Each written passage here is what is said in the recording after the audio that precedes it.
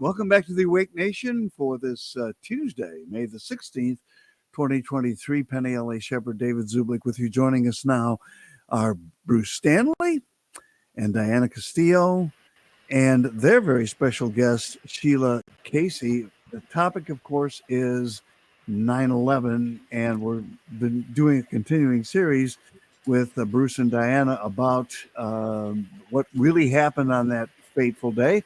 And they've been bringing in various experts to help expose the truth. So I'm going to kind of turn it over to Diana and Bruce and say, take us where you want to go and take over the hour and give us this information. We need it. Hey, okay, so I'm going to start by introducing Sheila because I'm very happy to have her today as a guest. I've known her for about 10, 15 years from the DC 9/11 Truth Group. So I'm going to tell you a bit about her. She has been a professional writer since her teens. And when she first found out about 9/11, she decided she wanted to get the word out, and she decided to write. She sent op-eds in the fall of 2007 to about 150 mainstream newspapers, not realizing that the media was controlled. And of course, nobody was interested. Then she joined DC 9/11 Truth, which is, as I said, is where I met her. And she was soon writing articles for their newspaper, the Rock Creek Free Press, which had subscribers in 13 countries. And one of the writers was also Paul Craig Roberts. They were handing out these newspapers all over DC. They were printed papers. They were really good. Over the next few years, she did original research into dozens of topics and was published in the Creek, in Reuters, in the Chicago Sun-Times, The Dissident Voice, and Common Dreams. She spoke at numerous rallies and marches. We used to have a march every year in a part of DC where we had this huge elephant called, what was the name of the elephant? I don't remember the name of the elephant, but it had the elephant in the room, and Sheila would be talking on the microphone, on the speaker, talking about 9/11. It was really fun. She helped organize many events to wake up the public. We had events in 9/11 events in DC. And she spent a solid 5 days researching the work of Citizens Investigation Team, was the first which she's going to talk about now. And she was the first journalist anywhere to write in depth about what they uncovered. Unfortunately, she soon discovered that there were powerful forces inside the 9/11 Truth movement that did not want the truth about what happened in the Pentagon to get out. So it is a controversial subject, and she's here to talk about that. Bruce, you want to talk to her? Yes. Hi, Sheila. Welcome.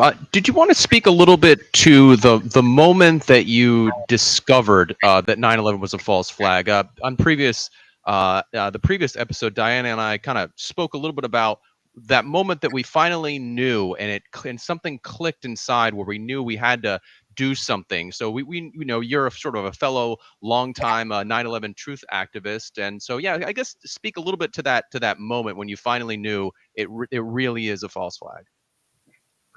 Yeah, it didn't take me that long. It was August of 2007, and I had been an activist prior to that, although I had been more of a leftist activist because I had the mistaken impression that our entire problem was the Republican Party.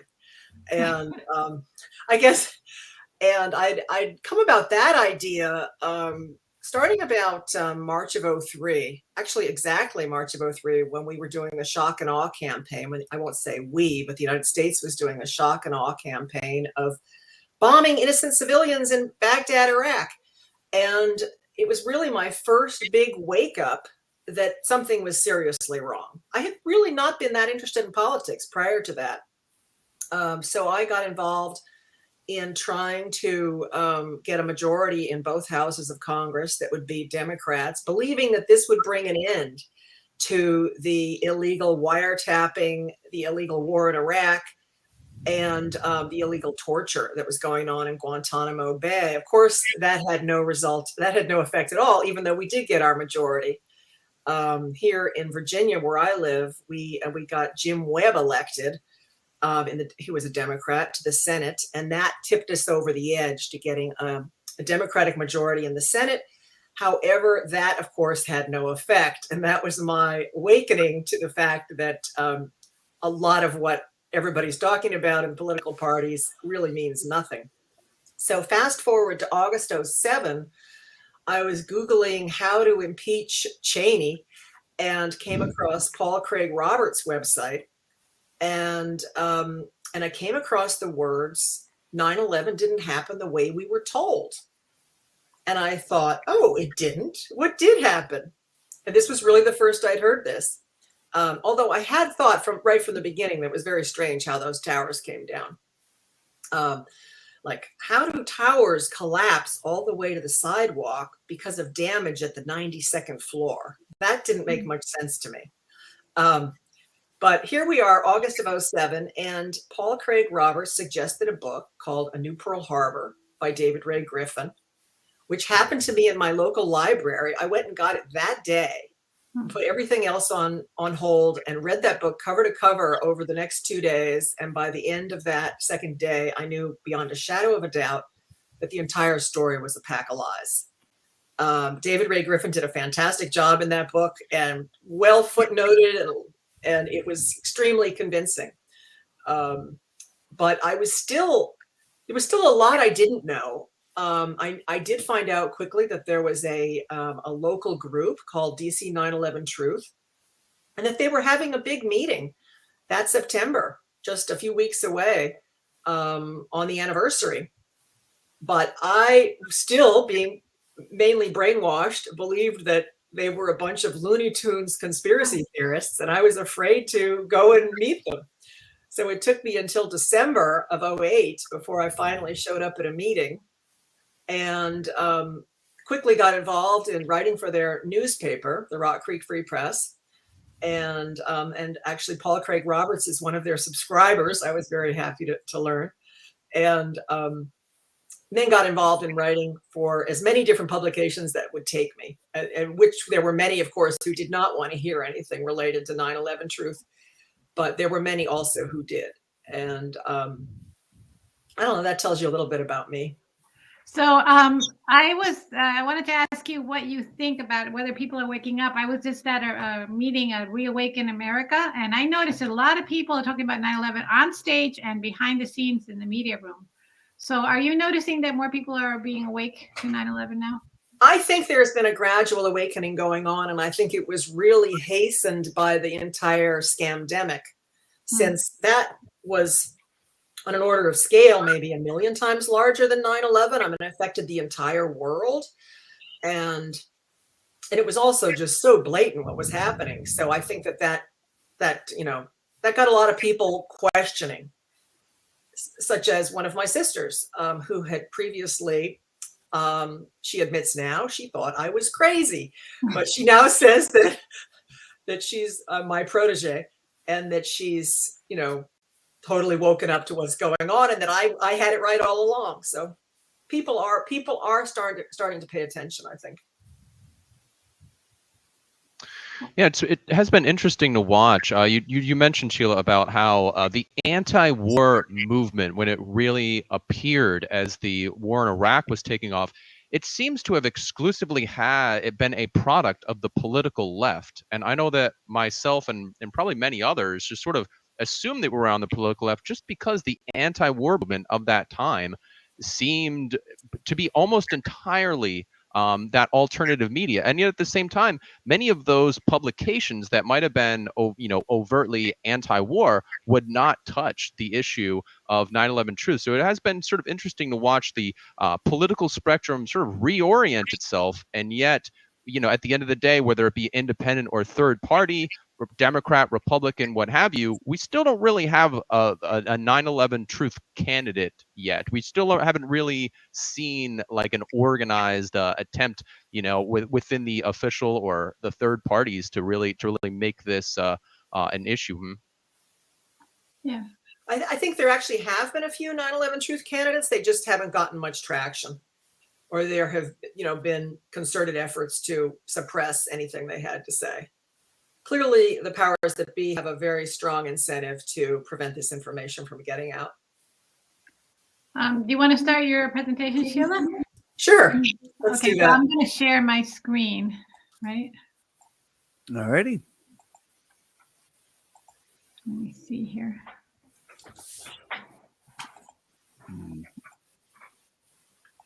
So what I'm going to be explaining here is I'm really going primarily through the work of citizen investigation team, Okay. who were two men who from Southern California who took it upon themselves. And now here I kind of, there's my title. That kind of gives away the punchline, doesn't it? They took it upon themselves to, maybe we can go to the next slide, Diana. This gives something more interesting to look at. And maybe the next one after that, if you wouldn't mind. Nope, one more. That one, thank you. To come to this area, come to Arlington and interview everybody who had been in that area and to find out what they had actually seen. So here they are trying to sidestep all official reports, all official data that might come from flight recorders or come filtered through the media, and speak directly to people on the street who were there when there was a huge explosion at the Pentagon. And what they found out, what they concluded was that, I'll again skip to the punchline here, is that the plane that was seen at the Pentagon took a path that could not have caused the damage at the Pentagon. So what we see in this aerial view here is that on the right-hand side, we see the official flight path, which is in red, which supposedly knocked down 5 light poles and then caused directional damage in the building that angles from that side. So the damage had to have been on that flight path if it had been caused by a plane. Of course, this is the Pentagon. It's 100% controlled by the perps. They can do whatever they want there, and they did. So on the left side, we see the north side flight path, and this was the flight path that was described by all the witnesses the citizen investigation team interviewed. And what they did was they gave let's go to, I don't know if you can see the numbers on the slides, Diana, but can we go to number 7?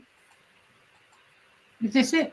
Yeah, that's 7. So what they did was they gave this image of the satellite view of the Pentagon to all their witnesses, asked them to draw on this view where they saw the plane go.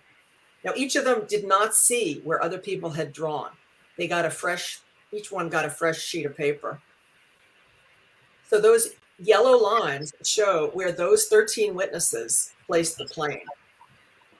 All of them north of the Citgo gas station, which has been torn down and no longer exists. How did they find these witnesses? I believe they just walked around knocking on doors and talking to people, because some of them were shopkeepers who happened to be in the area. Some of them were workers at the nearby cemetery who were outdoors doing, digging graves and that kind of thing. Wow.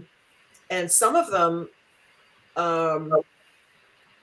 actually 2 of them, they encountered 2 police officers they encountered at the Citgo gas station while they were filling up their patrol cars. And they were happy to talk to them because they believed that citizen investigation team was proving that the official story was correct. However, the testimony that those officers gave proves that the official story cannot be correct, because they both said that the plane went on the north side of the Citgo gas station,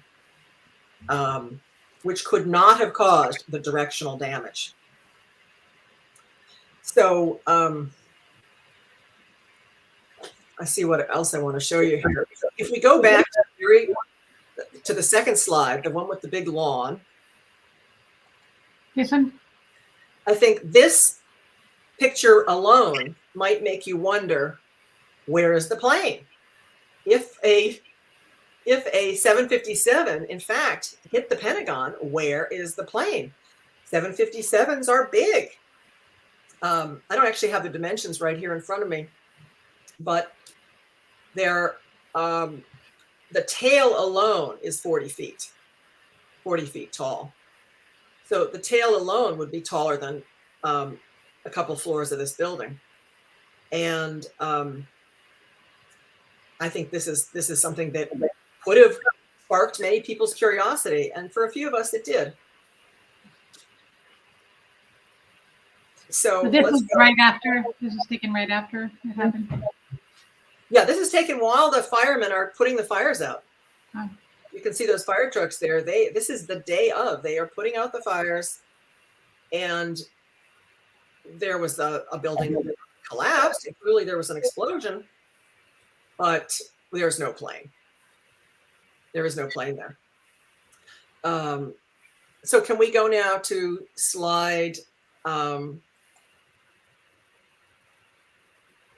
Slide 5. Tell me which one. I can't see the numbers. Oh, okay. It's the one of the base of the light poles. This one? Nope. Couple more. This one This here. one. So this was really interesting because one thing Citizen Investigation Team did was they were able to get together with, they contacted the Virginia Department of Transportation and asked, they still had the actual light poles that were supposedly knocked down that day, stored nearby.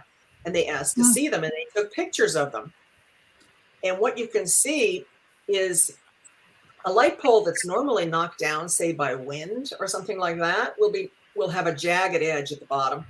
You see it there on the left, a non-9/11 pole base that has been knocked down by in some other way. However, the 9/11 poles all had this very neat, you see how neat that is? They were very neatly cut. It's not a jagged cut. It clearly looks like it was done by human hands. This is just one of the many, many pieces of evidence that Citizen Investigation Team accumulated, which showed beyond a shadow of a doubt that those light poles were taken down, most likely the night before, stashed in the bushes, and then dragged into place at the appropriate time to make it appear knocked down by the plane, a plane that did not take that route. So we'll going forward from here. Let's look at the next one. Can we go to the next slide, please? Oh, I'm sorry. Is that not the next one? Number 6 should be the one with showing a white car. This one? Yeah, that's it.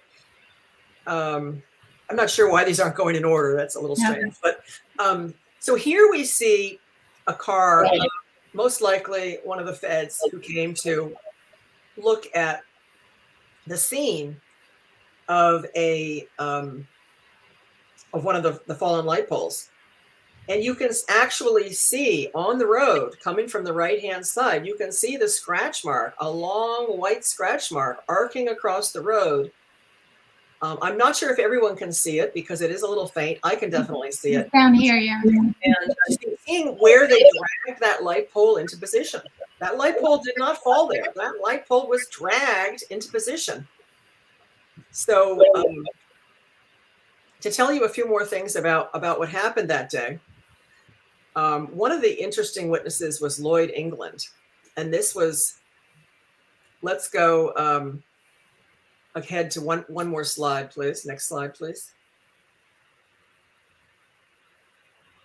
This one? Well, we can go with this one. This wasn't the one I had in mind. I'm not sure why these are not in order, but so this is Lloyd England's car. Lloyd England's taxi cab. He was a man who was his claim is that hole in his windshield was made by one of those light poles. His claim is that he was going down the road near the Pentagon, that a plane went over, and that the large end of the light pole, the 257-pound light pole, went through his cab, through the windshield. You can see that his hood is completely like a mirror, gleaming like a mirror. But he claims he was not injured, and nothing in his car was injured other than this windshield. That's his claim. Is he on the mainstream media talking about this? No, he really isn't. He really isn't. He was 65 at the time that this happened. And since it's now been 21 years, he would now be 86. And I really don't know what became of him. I've looked for him. I haven't been able to locate him. Next slide, please. I guess they're out of order, so I'm going to go back. Okay. Which one? This one? Okay. We can His go with this one. This is Lloyd England next to his cab, where you can see the smoking Pentagon in the background. And his claim is that the light pole went into his car, did not hurt him, did not damage the car, just the windshield, and that he and a silent stranger who never said a word but stopped to help him lifted it out of the car and set it on the ground. However, we know, because we just saw the slide that shows the scratch mark of how the pole was put into position, we know they didn't lift it and put it on the ground there. It was dragged from the side of the road.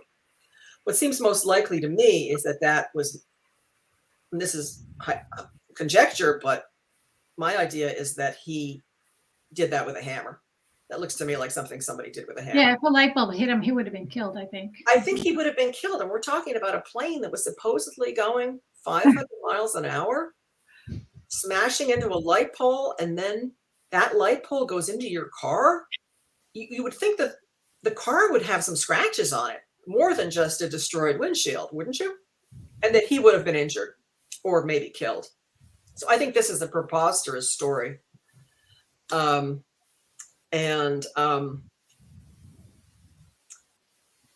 If we could actually go back to the second slide, to the third slide, please. This one? Actually, I'm sorry, the fourth slide. This one? Yeah, so this one shows where Lloyd England was supposedly located. You can see the yellow dot there. He is claiming, of course, it seems to me that he was planted there to support the official story that this is the path that the plane took. He was there to make that impression. And as I think I've already shown, everyone in that area disagrees with him and says that the plane went north of the Citgo station. Next slide, please. So here we show from an aerial view where his cab was located and the pole that supposedly got hit and was thrown into his cab. That is what is being claimed. I think that this image is actually from some kind of a presentation. What's the official story? And this is exactly what they're claiming, that here's the plane, here's the 757 coming in, here's the pole that it hit, and that was where his cab was located. Next slide, please. Here's an image of his cab and the pole. This is from the Discovery Channel, who briefly covered this. And you can see the size of that pole relative to his cab. Does it really seem believable that it goes in through his windshield and does not damage any part of the car? I find that unbelievable. What do you think, Diana? Yeah. Do you have any reactions, Bruce? I have a question. Was this all on, did they immediately interview this guy Lloyd on all the TV stations? Because I don't remember seeing that. I don't really remember what kind of media coverage he got. Honestly, I don't. But ultimately, it was necessary for the official story to have, some type of on-the-ground evidence that they could point to strengthen their claims. And it seems that this cab driver was one of a number of, shall we say, crisis actors or what have you, who were planted.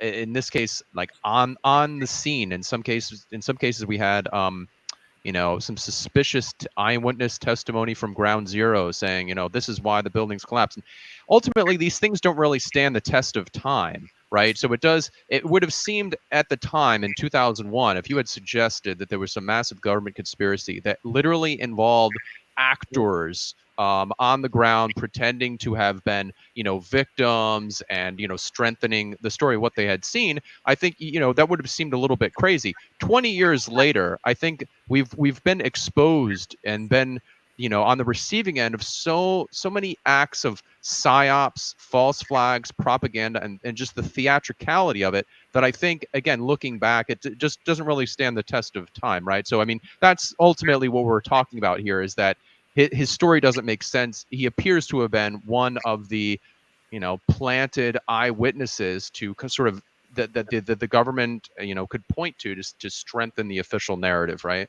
Exactly. Yeah, maybe we can do another show. I think because there's so many different psyops, like you said, that have crisis actors that are super obvious.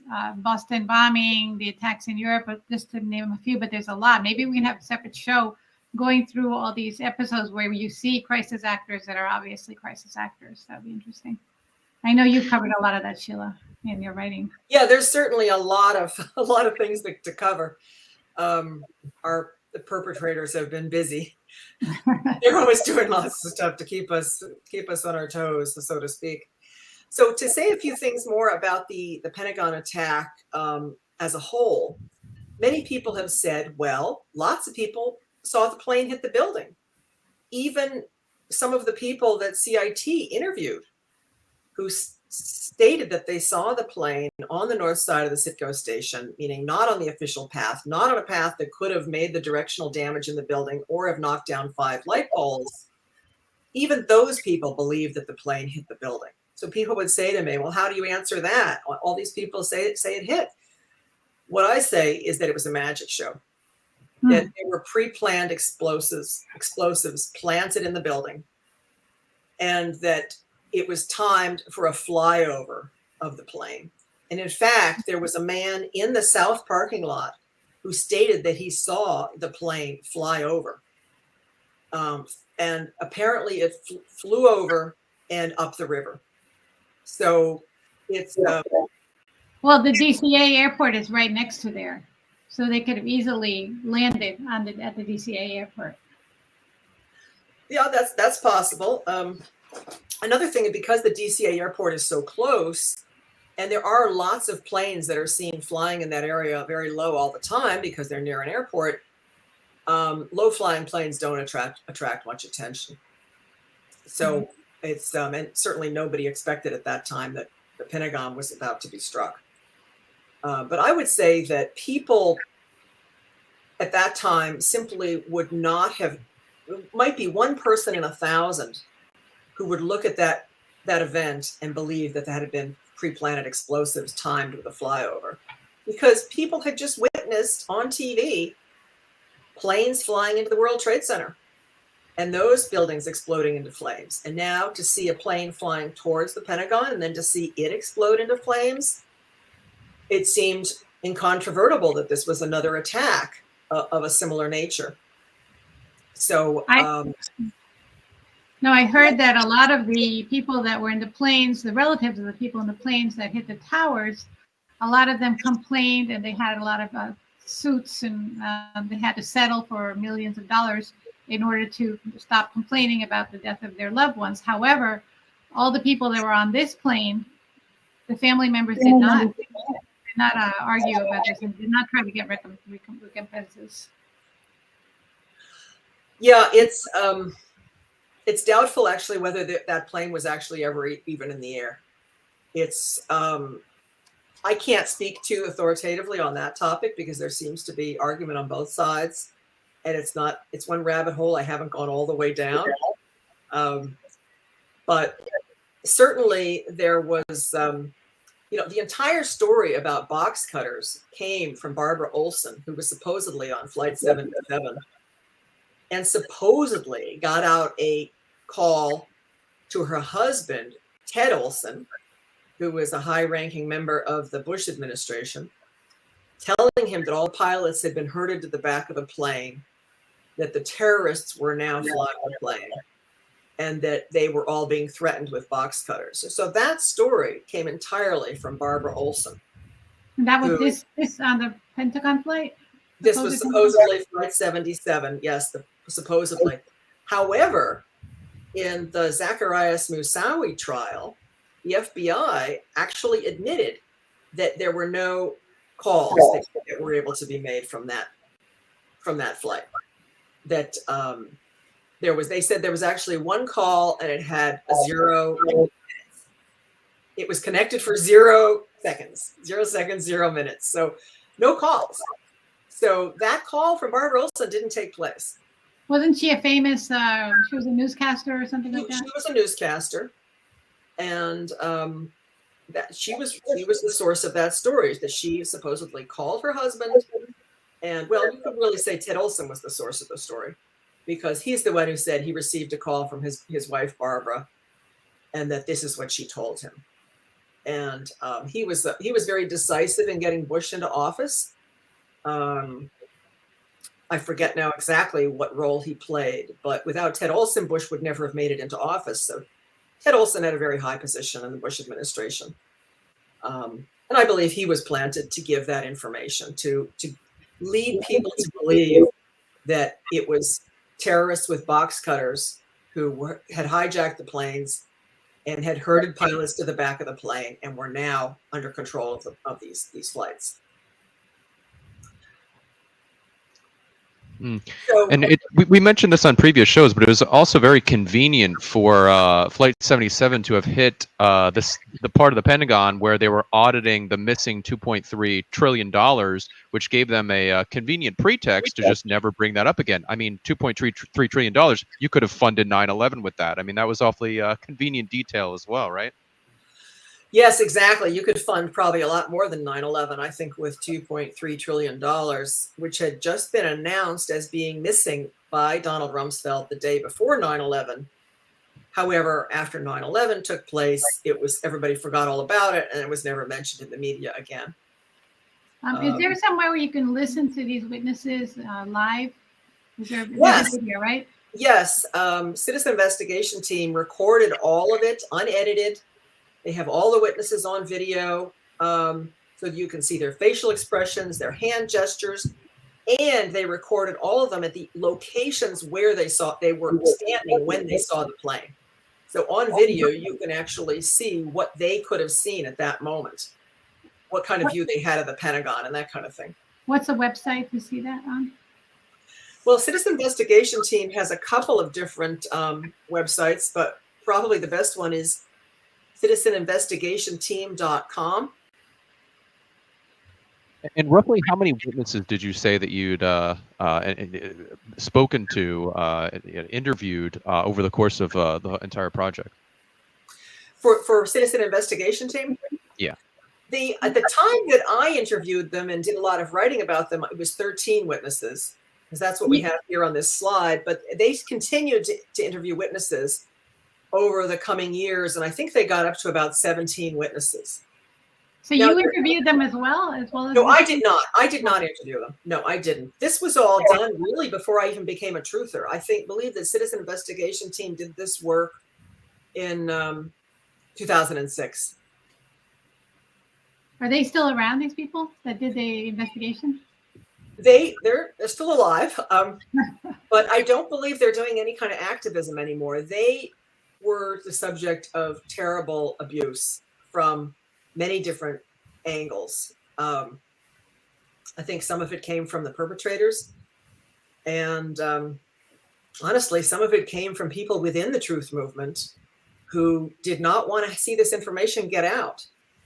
This might be an interesting topic to talk about in our remaining time, is that there is a contingent within the truth movement that has been working diligently to suppress this information. And what they like to say, I believe that they are infiltrators. And what they like to say is that, that suppress the views of anyone who is in the truth movement. But I don't really believe they are in the truth movement. I think they're infiltrators who are kind of like the equivalent of a Trojan horse that was dragged into a city. I'm sure we're all familiar with that story of the Trojan horse that was found outside the city gates and seemed interesting, and then was dragged in and left inside the city. And in the middle of the night, so soldiers from the opposition, so enemy soldiers, climbed out of this massive wooden horse and ransacked the city. So what are the different Pentagon stories that are out there that differ from this one? well, honestly, the stories that are coming from the people that I call the infiltrators are not very convincing. For example, they say they have a witness who saw the plane hit the Pentagon, but this witness was in Maryland. Having lived in this area, Diana, you know that you can't see the Pentagon from Maryland. No, that's very far. And they were actually stated that this particular person, who was interviewed on radio for what he saw, about what he saw that day, there were several. They used several people who were used by mainstream media that day and were on radio, over the phone, telling radio broadcasters what they had seen.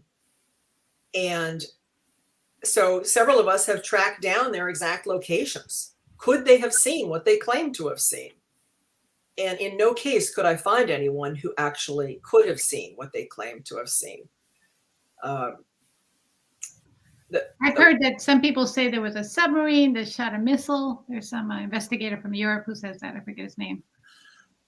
I haven't heard the one about the submarine myself, but there are a lot of stories. And in this area, since I live in this area, there are a lot of people who will tell you that they saw the plane hit the Pentagon. And when I asked them more about it and where they were located, what it really comes down to is that they saw smoke rising from the Pentagon. That's what they saw. They may have been near the Capitol. They may have been somewhere on the Beltway, but they were not in a position to actually see the plane hit the Pentagon. But even if you did believe the planes hit the Pentagon, such as the two Pentagon police officers who were located at the Citgo gas station, that's what they believed. And I think that the way it was laid out, the way it was planned by the perpetrators, was that they had a plane flying low, most likely a drone, because this would be a dangerous operation. They had a plane flying low over the Pentagon, timed, and its flight was timed precisely with pre-planted explosives. Once those explosives went off, that was a huge fireball. That would attract everyone's attention. Everybody would be looking at this enormous fireball, probably not looking to see if there's a plane flying away. And then after that, a massive amount of black smoke. So that was what attracted people's attention. And I have yet to find anyone who has anything concrete to contradict the work of Citizen Investigation Team. There were a couple of people that they interviewed who they did not include because their story was too contradictory.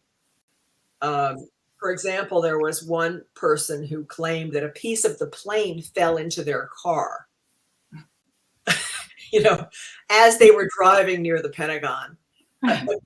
Again, with no damage to the car whatsoever, again, a very suspicious story.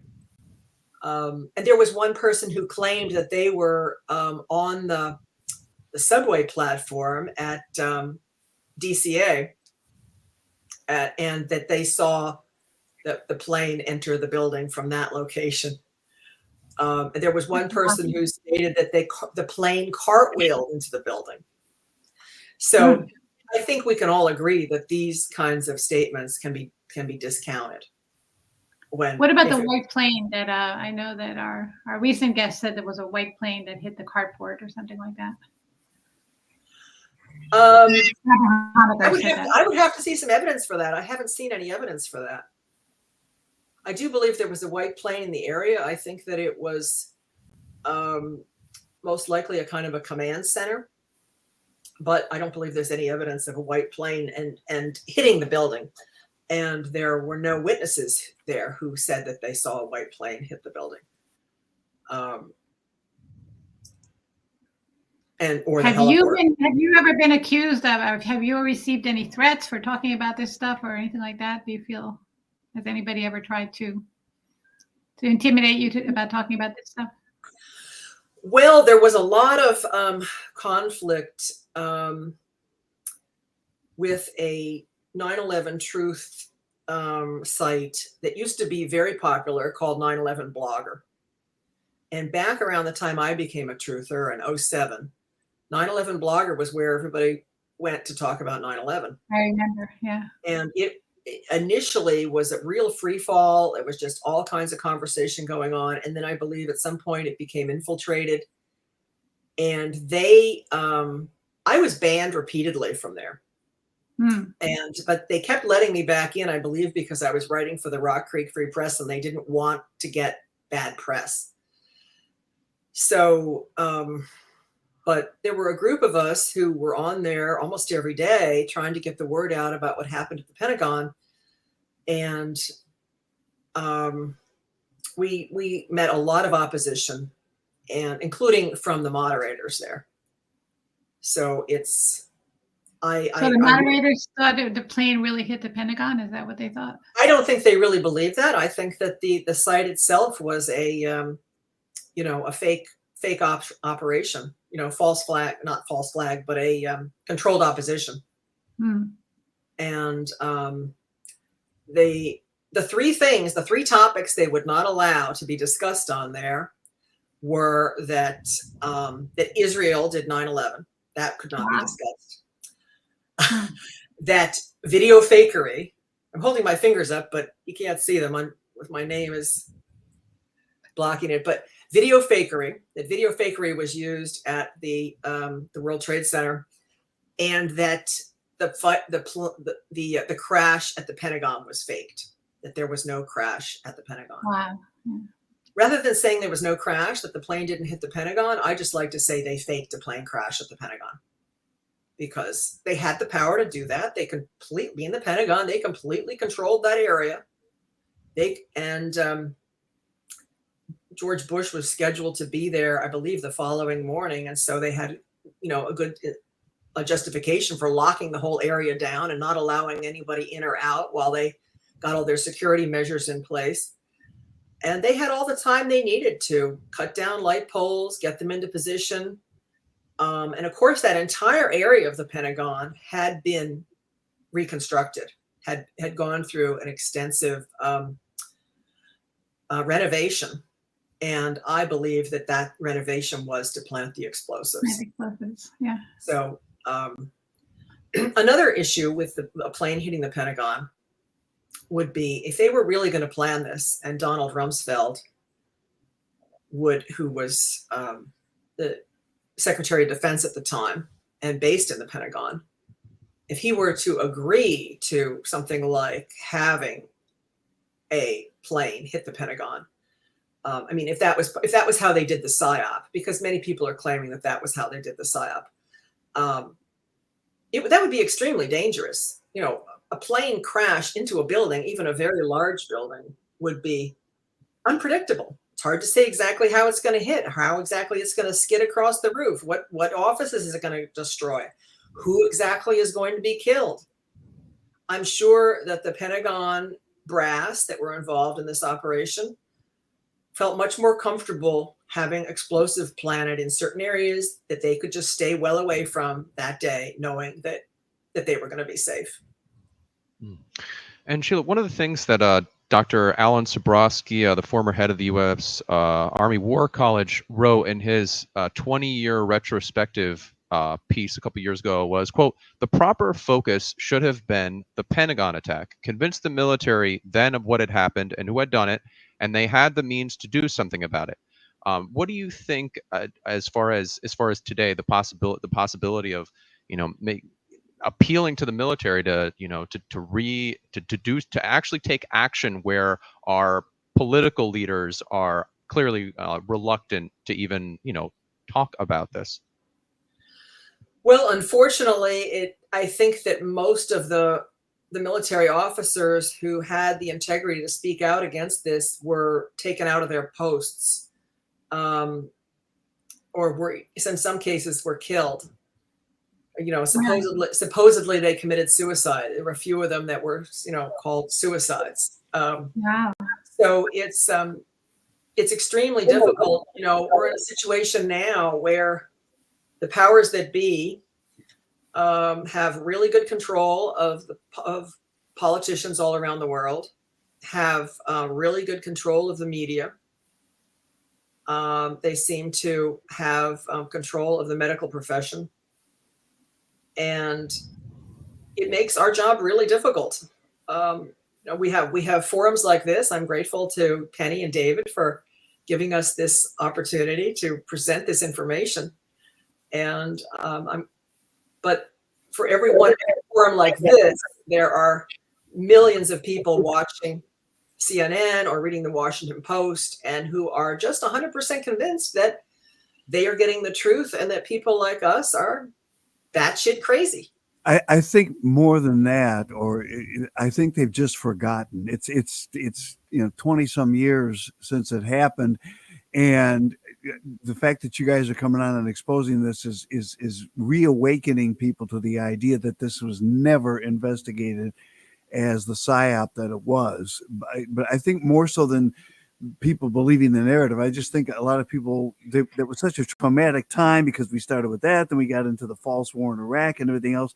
They just kind of decided they're done with it. You know, now we've got the current psyops of COVID and everything else. And it's important that this information still get out there. So we appreciate you coming on and telling us this. Well, I agree. You know, we've had so many other psyops since then, and people have their hands full just trying to figure out what's going on today. Yeah.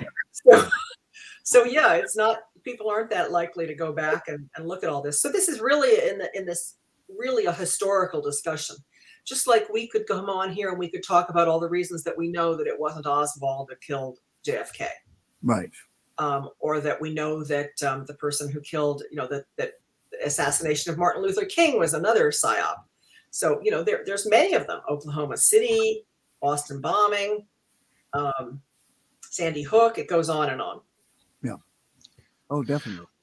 One thing I'm glad that you brought up, Sheila, is just the fact that, and we mentioned this on our first show, is that there was only a handful of what you could call 9/11 whistleblowers, those who were close enough that they, you know, had some type of direct knowledge that helped us understand what happened. Many of those initial whistleblowers just disappeared or died under mysterious circumstances. I remember being somewhat blown away when I came across this group or this organization that was all about, basically, we hear a lot about the suicides in the military, right? You know, there's more soldiers killing themselves via suicide than are dying in combat, right? So we all know about that statistic. Well, it turns out that there are those who believe that within that phenomenon, there are targeted assassinations of military leaders occurring, and that are brushed off as, you know, as just these mysterious deaths, these mysterious suicides. I mean, for those in the audience who are watching the show, that you should understand that, yes, some of the top, you know, whistleblowers, those who had authority, were mysteriously killed or just simply disappeared. Which, again, we talk about. This makes our job as truthers, as, you know, citizens going back, looking at and trying to reconstruct all this more difficult. But that is part of our reality. That is a real thing. Those who are you know, eyewitnesses to these types of events, you've got to be very careful. You don't want to announce that you're gonna release some information, or else what's gonna happen. This is just a part of our world. Yeah, that's absolutely right. And actually, if we could go back to slide 5, the one of the base of the light poles, the employee from the Virginia Department of Transportation who allowed Citizen Investigation Team to come into his facility. And which one? It's number 5. It's got the base of the light poles. Right. Anyway, the man who, the man, if we can't get to it, that's okay. I'll just tell the story. I got it. Let me put it back on the screen, because when you guys just continue to screen now, let me just get it up there. Oh, okay. Thank you. So the man who worked for Virginia Department of Transportation and allowed Citizen Investigation Team to come in and take these photographs, he supposedly committed suicide. Really? And, yes. And I don't recall his name right now. I'd have to look it up. But this is a man who happily married with 4 children, in his 30s, with a good paying government job, highly unlikely to be a suicide. I believe he was punished. He was punished for letting them take those come into the facility and take those pictures. Because that picture on the right, I think that's very incriminating. Yeah. Doesn't it look like that was cut? Of course. Does that look like it was just knocked down by an airplane, or does that look like too clean of a cut? Yeah. Exactly. So that man supposedly committed And suicide. there doesn't seem to be the violence that you would expect, or the integrity. You would imagine if it was to hit at that speed, there would be more like wreckage. It would be more disfigured if it really hit at that speed. You would anticipate, right? Yeah. Right. You'd expect it to look like the one on the left, which is jagged. Sheila, where do people read your information if they want to watch you? I know on Facebook you have a group, and on Facebook you write a lot of stuff. Is there anywhere else that your information that you write regularly, or are you going to start a Substack or something like that? Yeah, I'm thinking about starting a Substack. A lot of my writing is still on Dissident Voice. If you put my name in there, it's still there. Dissident Voice. Dissident Voice. I never heard of that. And the Rock Creek Free Press does not publish any longer. It ceased publication in 2011. But all of those PDFs are still available online, I believe. Unfortunately, I don't have the link available to give you. Okay, we'll get that. We'll put it under our Rumble video. Show notes. Okay. Yeah. Because I know you've written about a lot of other things, as I know about the Boston bombing and about a lot of other false flags that are super interesting. And you have a lot of information about them. Oh, well, thank you. I find the whole subject to be completely fascinating. It's really the thing that affects all of us. And even though many people back 20 years ago, or I guess I wasn't doing it 20 years ago, but 15 years ago, when I was trying to talk to people about 9/11, many of them would say, this doesn't affect me. You know, I'm concerned about myself and my family, and I don't care about these other issues. But I think what happened with the scamdemic shows that none of us are safe, no matter who you are. We all were affected by that. If you're forced these people that did this psyop of 9/11 are still running the world because they were able to do the scamdemic, as you said, and who knows what they're going to try. It's all the same group. Yes, it's the same group. This is the message that needs to be shouted from the rooftops, in which Richard Gage has been trying to shout from the rooftops. It's like, folks, to put it in a nutshell, the perpetrators of 9/11 got away with it. They went on to carry out the scamdemic. They got away with that too. At what point are we going to link these events together and say, you know what, I think we're dealing with a big enough crime that we should expect some accountability? Yeah, absolutely. Unfortunately, they have control of the media, and that's why venues like this are so important. I really appreciate Awake Nation for all that they're doing. And with that, we're going to have to wrap it up for today. But I got to tell you, it's been quite a fascinating hour. A lot of excellent information provided, and you are doing a service. So it's waking a lot of people up, and that's important. There will always be those who will choose to keep their heads in the sand, but not us, and not here, and not now. So I want to thank each of you, Sheila Casey, Diana Castillo, and Bruce Stanley, for being with us today. And Bruce and Diana will be continuing their continuing coverage of this and exposing it in future broadcasts. Sheila, we certainly hope you'll come back too. But I want to thank all of you for being here today. Yes, thank you all. Thank you very much. All right, thank you so much. All right, again, that is Sheila Casey, Bruce Stanley, and Diana Castillo here on the Awake Nation. And we certainly appreciate each and every one of